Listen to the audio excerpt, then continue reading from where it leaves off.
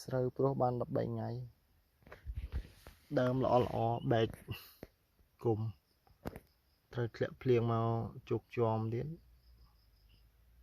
ស្រូវល្អណាស់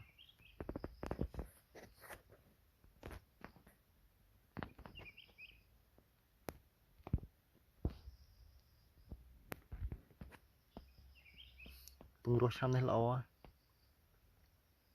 បៃតងចាស់ដីមានជីជាតិ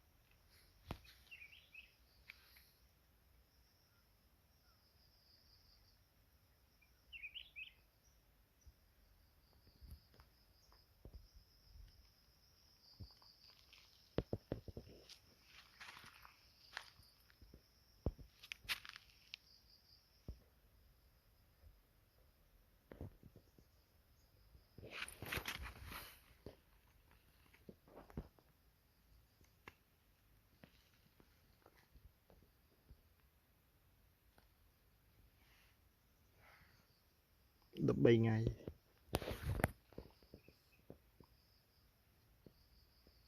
ស្រូវនេះមានកម្លាំងស្លឹកល្អបៃ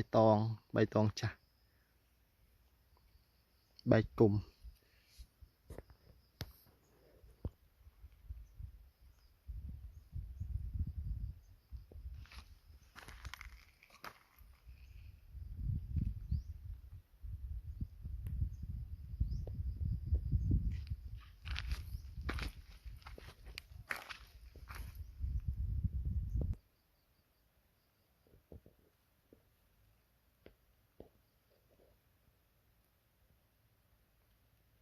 នេះគឺជាសំណាបដែលព្រោះនៅ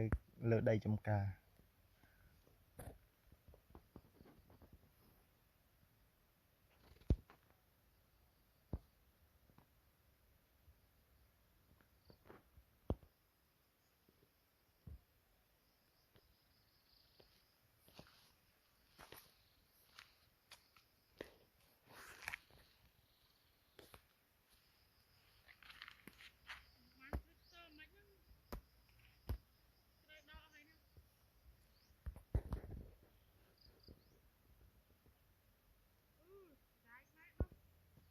ម៉ែកន្លែងនេះល្អណាស់